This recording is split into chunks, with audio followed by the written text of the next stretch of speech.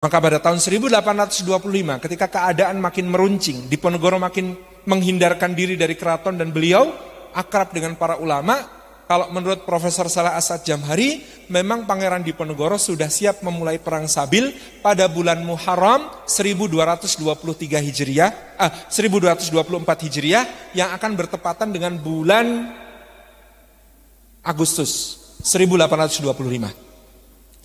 Rencananya perang akan dimulai dari titik tengah antara Yogyakarta dan Surakarta, daerahnya namanya Majasto di Klaten. Rencananya akan dimulai di sana perang itu. Bulan Agustus. Tapi keduluan bulan Juli Danurejo sudah meminta Residen Semisart untuk menyinggung pengikut Pangeran Diponegoro. Jadi Danurejo itu yang usul agar pembangunan jalan Jogja ke Magelang diterabaskan pekarangannya Pangeran Diponegoro. Kata Residen Semisart, memangnya Diponegoro bisa dibikin tersinggung pakai soal tanah? Diponegoronya tidak, tapi pengikutnya yes. Karena bagi orang Jawa, tanah itu sak dumuk bathuk, sak nyari bumi, ditoi nganti mati. Kehormatan dan tanah itu dibela sampai mati. Maka yang marah itu bukan Pangeran Diponegoro, tapi pengikutnya. Danurejo bikin patok-patok untuk kemudian bikin jalan terabas pekarangannya Pangeran Diponegoro, sama pengikutnya Pangeran Diponegoro, patoknya cabuti ganti tumbak. Berani pasang patok lagi, tublesi tumbak, gitu kan. Maka pecah kerusuhan antara pengikutnya Danurejo dengan pengikut Pangeran Diponegoro. Nah, ketika kerusuhan ini terjadi, Belanda berusaha menangkap Pangeran Diponegoro. Caranya, ngutus Pangeran Mangkubumi untuk memanggil Pangeran Diponegoro ke keraton. Ketika Pangeran Mangkubumi datang, "Dos pundi paman? Nak Mas ditimbali datang keraton ini kok anu nggih. Perasaan saya tidak enak. Nak Mas enggak usah ke keraton, saya temani di sini aja." Oh, sing jemput malah ngombyongi gitu. Nah, terus dos pundi paman? Wes bismillah di sini aja. Akhirnya mereka bertahan di Puri Tegalrejo. Betul, siangnya pasukan Belanda menyerbu di bawah kepemimpinan asisten residen Chevalier. Sekitar 700 serdadu dikerahkan dengan artileri penuh.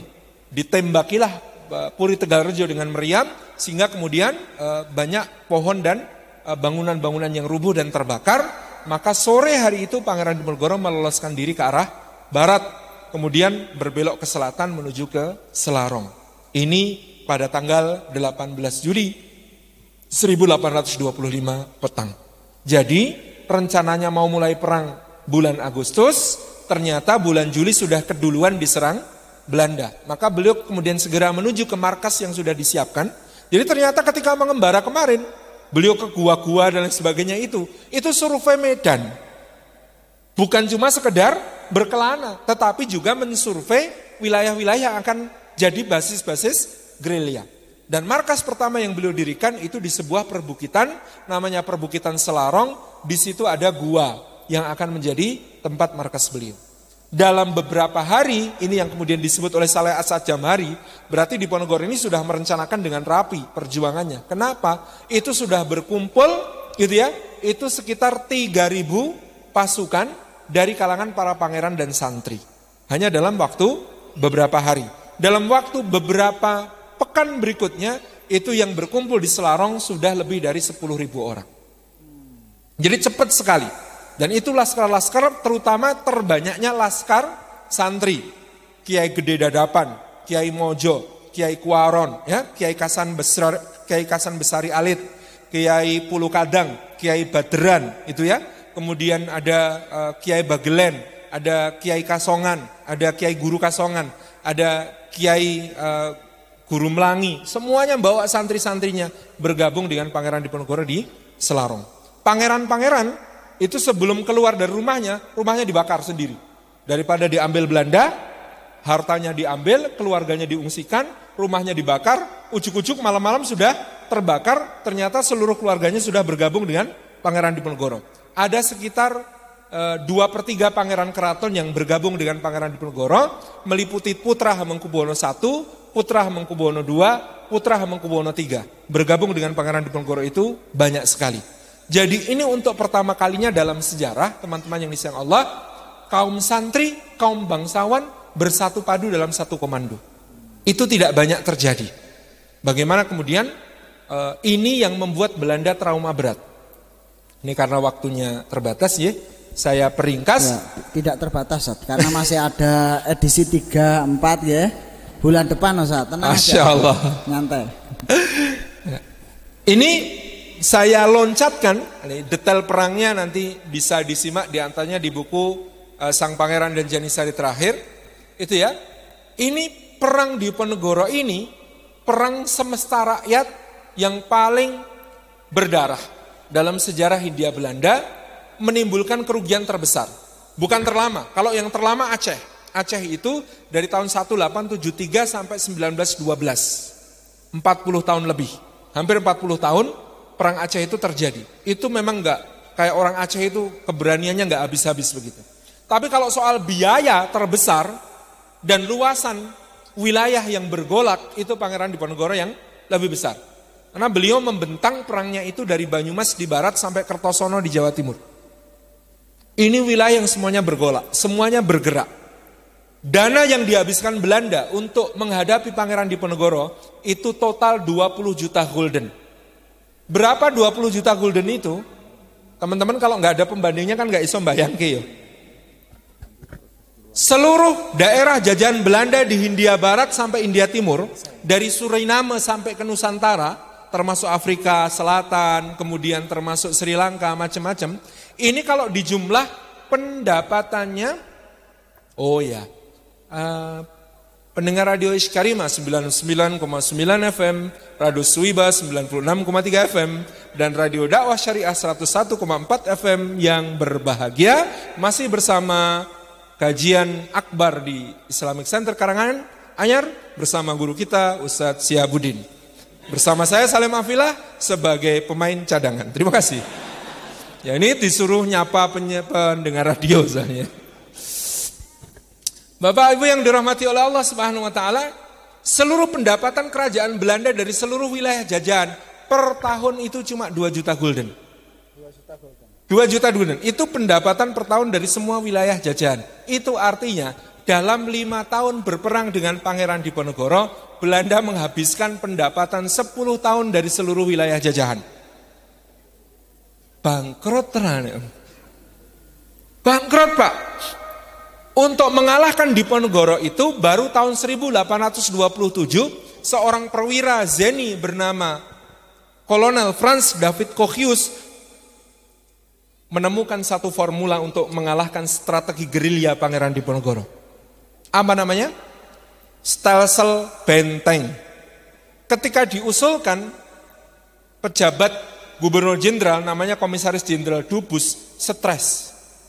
Budget macam apa ini? Menghadapi seorang pangeran Jawa saja kita perlu budget sebesar ini. Edian kalian katanya. Dia ngomong sama tentaranya, edian kalian. Menghadapi Diponegoro kita perlu budget kayak gini. Edian. Kenapa edian? Sepanjang 1827 sampai 1830 untuk melumpuhkan perlawanan Pangeran Diponegoro, Belanda membangun 280 benteng. Membentang dari Banyumas di barat sampai Kertosono dan Malang di Jawa Timur. Jadi untuk melumpuhkan Pangeran Diponegoro itu caranya disekat-sekat wilayah gerilyanya dengan benteng. Dulu ketika belum ada benteng-benteng itu, pasukan Pangeran Diponegoro itu bergerak cepat dari satu wilayah ke wilayah lain. Dalam tahun 1826 itu diceritakan Belanda terkaget-kaget. Diponegoro itu baru dikepung di pegunungan Nanggulan di Kulon Progo oleh 4.000 pasukannya Jenderal Pangin dan 2.000 pasukannya Michiels. Ujuk-ujuk Pangeran Diponegoro yang semula terkepung di Kulon Progo itu sudah menyerang mengancam Keraton Yogyakarta. Dikejar ke Keraton Yogyakarta, ujuk-ujuk itu sudah ada Tindelanggu. Sudah tiba-tiba menghancurkan pos-pos Belanda di wilayah Pajang. Baru kemudian mau dihadapi di situ, ujuk-ujuk sudah berada di selatan Keraton Surakarta, siap nyerbu. Maka waktu itu Belanda itu pusingnya luar biasa. Orang ini kayak siluman, kemana-mana dikejar, dikepung, lolos. Salah satu pertempuran yang terkenal itu di daerah Badut di Magelang, di mana Pangeran Diponegoro dikepung oleh 4.500 serdadunya Van Gin, sementara beliau hanya bersama 1.200 pasukan. Itu waktu sholat Jumat. Pangeran Diponegoro yang adzan, Kiai Mojo jadi khotib. Kemudian setelah itu karena sholatnya khauf, itu ya, maka kemudian Pangeran Diponegoro memimpin pasukan yang berjaga. Van Gin nyerbu, ini masih sholat. Kemudian diceritakan di Babat, Kiai Mojo dari awalnya membaca surah Jum'ah diganti surah Al-Ikhlas. Pasukannya sholat serak. Dari semula mau baca surah Al-Jumu'ah ganti surah Al-Ikhlas. Kemudian dimulailah perang gitu ya. Dari ada Ali Basah, Abdul Kamil Mertonegoro dari Madiun gitu ya. Ada Basah Gondokusumo dan Mertonegoro dari Banyumas itu. Kemudian dengan gagah berani menghadang pasukan Van Gin. Di pertempuran Badut inilah Van Gin tertembak lututnya. Van Gin ini tertembak lututnya, kemudian dia dipulangkan ke negeri Belanda. Ini juga kesyukuran untuk De Kock. Kenapa? Van Gin ini jenderal terkejam di Perang Jawa. Dia kalau menyerbu satu desa yang dianggap sebagai persembunyian pasukan Diponegoro, kepala desanya itu kalau enggak diikat terbalik di atas pohon kelapa, kemudian disiksa sampai memberitahu di mana pasukannya Diponegoro, itu kepala desanya dipendem sampai ke leher, kemudian dikerubungkan semut-semut ganas di kepalanya. Saking kejamnya Van Gin ini, sehingga menurut De Kock, Van Gin ini kontraproduktif, bikin pasukan Belanda semakin dibenci rakyat. Sehingga ketika Van Gin terluka dan harus dipulangkan ke Belanda, itu De Kock sujud syukur lah bahasa kita. Aduh, ini jenderal bawahanku ini yang paling repoti gitu. Wes untung wes bali wes gitu kan. Nah, akhirnya kemudian dia De Kock pegang sendiri komando pasukan. Jadi sejak Van Gin dipulangkan ke negeri Belanda, De Kock yang memegang sendiri pasukan. Itu diceritakan bagaimana kemudian ketika pasukan Van Gin mendekat, Allahu Akbar. Daerah situ tuh nggak pernah ada kabut. Tiba-tiba pada saat itu kabut turun, nutupi kedudukan pasukan Pangeran Diponegoro, sehingga beliau langsung bergerak cepat ke arah lain dan kemudian menyerang dari belakang pasukannya Van Gin. Jadi jalannya pertempuran itu kalau di Babat dahsyat sekali, dan Belanda mengakui ini Edian. Maka kemudian Bapak Ibu perlu tahu ini satu informasi menarik, ada satu buku yang buku ini menjadi buku pegangan di akademi militer terkemuka di dunia. Dari West Point di Amerika Serikat sampai Akademi Militer Kerajaan Inggris dan Breda di Belanda. Buku ini judulnya Fundamentals of Guerrilla Warfare. Dasar-dasar perang gerilya. Siapa penulisnya? Penulisnya Jenderal Besar Abdul Haris Nasution. Dari mana Nasution belajar gerilya? Dari Jenderal Sudirman. Dari mana Jenderal Sudirman belajar gerilya? Dari Kiai Suhoda. Suhada ini kiai yang kemudian mengajar dan mendirikan juga Tapak Suci Muhammadiyah. Dari mana Kiai Suhada belajar? Dari ibunya. Siapa nama ibunya Kiai Suhada? Raden Ayu Munteng. Siapa Raden Ayu Munteng? Adalah putri Pangeran Diponegoro. Jadi ternyata sanad perang gerilya ini sanad mutasil ya. Sanadnya mutasil. Dan turun nang Karanganyar di Selana Center. Jadi Raden Ayu Munteng ini dahulu adalah istri dari Raden Basah Mertonegoro. Kemudian ketika mereka bercerai, dinikahi oleh seorang ulama di Banjarnegara Banyumas ini, yang kemudian melahirkan Kiai Suhada ini. Dan kemudian ilmu tentang gerilya ini sampai ke Sudirman, sampai akhirnya ke Nasution, ditulis jadi buku, sekarang jadi bahan ajar utama di Akademi Militer terbaik. Berarti wong Jawa hebat. Ya. Jadi luar biasa, karena Eropa belum pernah menghadapi perang seperti perang Diponegoro. Semua veteran perang Napoleon diturunkan, gak ada yang berkutik menghadapi Diponegoro. Jenderal Dubus itu veteran perang Napoleon. Dia memenangkan banyak perang di Eropa. Begitu berhadapan dengan Diponegoro, stres buta mas. Raiso ini. Dihadapi dengan cara Eropa kayak apapun gak bisa. Sampai akhirnya itu, yang namanya Kolonel Kochius mengusulkan, saya punya usul, ning yo Jerbasuki Mowobeyo, larang. Edian nih, begitu dibaca sama Dubus, Edian ini caranya begini, satu-satunya pilihan. Maka untuk mengalahkan Diponegoro diperlukan 280 benteng. Anda bisa bayangkan bangun benteng 280 buah. Wih, kayak budgetnya kayak apa? Dan itu luar biasa yang dilakukan oleh Belanda pada saat itu ketika menghadapi gerilya. Dengan adanya benteng-benteng ini, antar benteng dibangun jalan, sehingga apa? Ada laporan, bentengku diserang bro. Cepet banget. Pasukan Belanda saling membantu satu sama lain. Kemudian antar benteng ini dihubungkan jalan sehingga yang namanya gerilyanya pasukan Diponegoro itu gampang dicegat. Nah, pasukan-pasukan kecil gerilyanya pasukan Diponegoro itu gampang dicegat sehingga akhirnya terpisah-pisah. Tahun 1829 Sentot mengajukan petisi untuk menarik pajak sendiri dari rakyat. Kenapa? Dulu ketika Pangeran Diponegoro berhasil mengorganisir wilayah luas, itu administrasi dipimpin oleh Patih Abdullah Danurjo. Namanya memang Danurjo sama dengan Patih Kraton, tetapi Raden Abdullah Danurjo ini asalnya dari Banyumas. Orangnya agak ngapek kayak gitu. Nah ini beliau dengan lancar bisa kemudian membina rakyat menanam padi, nanti minta disisihkan padi sekian untuk jihad fisabilillah, itu beliau bisa lakukan. Begitu disekat-sekat benteng, ini tidak bisa lagi dilakukan. Akhirnya Sentot dan panglima-panglima lain, kan ketika ngajukan budget untuk perang, nggak lancar. Pak Raden Abdullah butuh dana sekian nih untuk nyerang ke sana dan untuk logistik selama sekian bulan. Waduh, rungono duit Dek. Waduh, njuk piye? Pari mboten wonten. Rungono beras ya rungono. Aduh, njuk kula le perang pripun? Karena bingung panglima-panglima ini akhirnya mengajukan kepada Diponegoro, kami narik pajak langsung gimana ke masyarakat? Diponegoro bimbang waktu itu. Duh, kalau yang pegang pedang juga pegang duit, rakyat nanti merasa takut. Kalau yang narik pajak itu Raden Abdullah itu kan rakyat sukarela. Ini jihad fisabilillah, monggo para sederek kita bergabung dalam jihad fisabilillah, jihad bilmal gitu. Itu kan enak. Nah Sentot, selak kanggo ya Mas. Kene to gek kayak beras to. Sambinya kali pedang. Nah, rakyatnya wedi gitu kan. Nah inilah yang kemudian terjadi yang menjadi titik balik juga dalam perang Diponegoro karena rakyat kemudian merasa malah takut kepada pasukannya Pangeran Diponegoro karena mereka menarik uang jihad sendiri melalui pajak-pajak kepada rakyat. Ini yang kemudian menjadi strategi teritorial yang dikembangkan oleh Kolonel Clearance. Di satu sisi pasukan Pangeran Diponegoro makin tidak disukai rakyat, di sisi lain kemudian Kolonel Clearance ini suka bagi-bagi makanan, bagi-bagi beras kalau ada yang panennya belum berhasil, bagi bibit, bagi pupuk, bagi traktor gitu ya kalau sekarang. Tapi nggak ditarik balik. Itu dilakukan oleh Kolonel Clearance. Benar-benar pencitraannya Belanda itu jalan.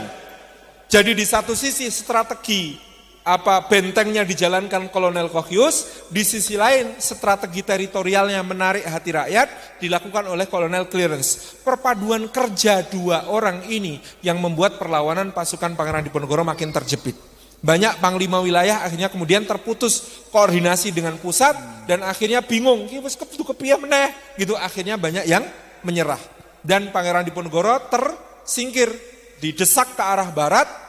Jenderal de Kock itu merencanakan Pangeran Diponegoro beserta pengikutnya semuanya akan dihabisi di wilayah antara Sungai Progo dan Sungai Bogowonto. Itu kalau sekarang namanya Kabupaten Kulon Progo. Itu wilayah bapak saya. Itu daerah yang direncanakan untuk killing area. Nanti Pangeran Diponegoro itu didesak dari barat dan dari timur, temukan di situ, bunuh di antara kedua sungai itu. Tapi Pangeran Diponegoro berhasil lolos ke barat. Beliau bergerak terus ke barat ke daerah yang sekarang disebut sebagai Kebumen. Dulu namanya Kabupaten Bagelen Barat. Nah, itu daerah Kebumen sampai ke Banyumas bagian timur. Itu di situ kemudian menjadi daerah terakhir di mana Pangeran Diponegoro bergerilya. Ketika pertempuran Gowong bulan November tahun 1829, Pangeran Diponegoro disergap oleh Kolonel Michiels dan Kolonel Duperon. Itu beliau terpisah dari pasukannya. Tinggal ditemani dua orang abdi Punokawan namanya Banteng Wareng dan Joyo Suroto. Banteng Wareng ini cebol. Dan itu nemenin dengan setia Pangeran Diponegoro membelasuk ke dalam hutan, hanya makan buah-buahan hutan dan mulai saat itu Pangeran Diponegoro terkena penyakit malaria tropicana. Demam datang pergi, mual-mual, muntah-muntah, makin pucet, makin kurus. Tapi beliau kemudian didatangi utusan untuk kemudian menawarkan perdamaian. Beliau utusannya disentak nanti wedi. Pokoknya beliau tidak mau menyerah. Terus kemudian bergerilya dalam keadaan seperti itu, akhirnya dijemput oleh pasukannya Basah Gondokusuma dan Basah Mertonegoro, dan kemudian Pangeran Diponegoro mengajak bersumpah untuk perang puput, perang sampai titik darah penghabisan pada saat itu. Tapi kemudian diplomasi Kolonel Clearance kepada Panglima bernama Ali Basah Kertopengalasan mulai titik terang, sehingga Ali Basah Kertopengalasan mengirim surat-surat kepada Pangeran Diponegoro memberi saran untuk kemudian mau menerima ajakan berunding dengan Belanda. Karena rakyat juga sudah kelelahan berperang, rakyat sudah capek, sehingga dikhawatirkan kalau diteruskan akan ada kerugian besar di Pangeran Diponegoro. Lebih baik kita ambil jeda, gencatan senjata, berunding dulu supaya rakyat juga bisa menanam padi lagi, supaya rakyat juga bisa bertani lagi, bekerja lagi, sehingga nanti siap perang lagi, gitu ya. Ini yang dimaksud oleh Ali Basah Kertopengalasan. Akhirnya seperti yang sudah dicatat dalam sejarah, Pangeran Diponegoro setuju untuk berunding di Magelang, ya. Perjalanan dari Bagian Barat dikawal oleh Kolonel Clearance. Semula itu Pangeran Diponegoro cuma diikuti oleh 400 pasukan, begitu sampai di Magelang sudah membengkak hampir 2000 orang. Sepanjang jalan orang bergabung. Sepanjang jalan itu dipersembahkan berbagai macam makanan, berbagai macam persembahan, pakaian, kain, macam-macam oleh rakyat. Jadi Dekok akhirnya berkesimpulan, rakyat mungkin lelah, tapi cinta mereka untuk Diponegoro sama sekali tidak hilang. Buktinya sudah 5 bulan ditawarkan imbalan 20.000 gulden untuk kepala Pangeran Diponegoro, nggak ada rakyat yang kemudian menyerahkan beliau. Sangat luar biasa. Sampai di Magelang bulan Ramadan, Pangeran Diponegoro berkata, selama Ramadan saya tidak mau diajak bicara tentang perang dan tentang politik. Khusus ibadah. Maka selama Ramadan beliau beribadah di sebuah tanjung di dalam pengaliran Sungai Progo namanya Matesih. Itu ada di bawah Wisma Residen yang ada di atasnya. Jadi Belanda mengawasi Pangeran Diponegoro. Beliau tetap khusyuk beribadah selama Ramadan di situ. Tanggal 27 Maret beliau menunaikan sholat Idul Fitri, kemudian beramah tamah menjamu pasukan dan orang-orang yang datang seharian. Tanggal 28 pagi beliau mengajak beberapa pengikutnya mengunjungi Jenderal de Kock di Wisma Residen. Ternyata oleh de Kock itu dimaknai sebagai saatnya berunding. Lalu ketika itu Diponegoro menolak, mengatakan saya tidak sedang ingin berunding. Ini Idul Fitri, Lebaran, yang tua mengunjungi yang muda mengunjungi yang tua untuk saling memaafkan. Anda lebih tua, maka saya menghormati.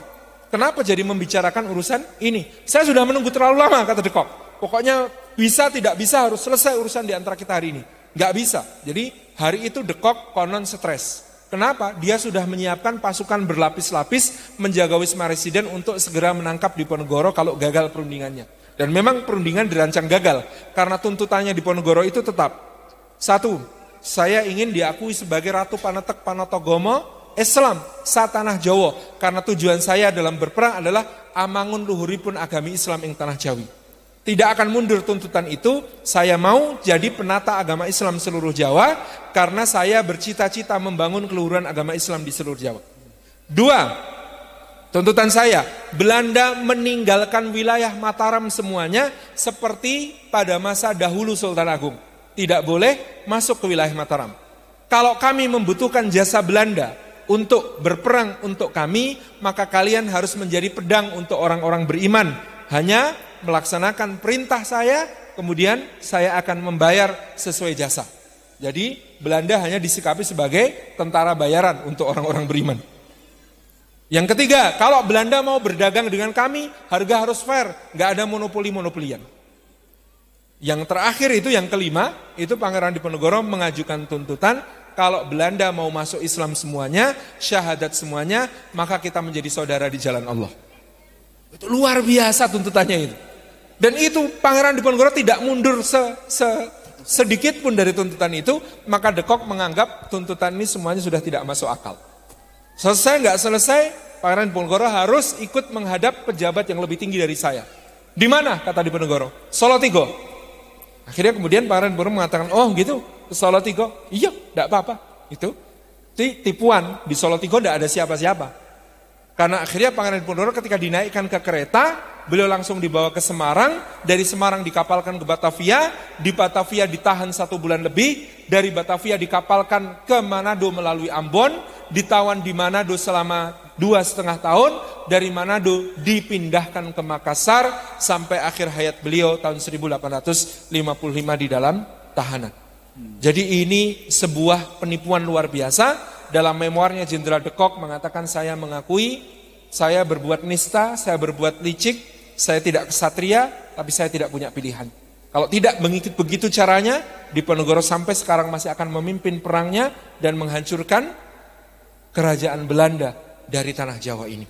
Dan betul pada saat de Kock memutuskan demikian, keuangan Belanda sudah betul-betul bangkrut sampai tidak bisa mengatasi pemberontakan di wilayah Eropa Selatan yang kemudian berdiri merdeka dari Belanda menjadi negara yang disebut Belgia. Jadi negara Belgia itu punya utang sama Pangeran Diponegoro. Kalau nggak ada Pangeran Diponegoro, nggak ada negara namanya Belgia. Karena Belgia itu berhasil merdeka gara-gara Belanda kehabisan anggaran karena perang Diponegoro. 20 juta gulden. Akibat itu pula Belanda mengirimkan seorang gubernur jenderal yang sangat pinter namanya Johannes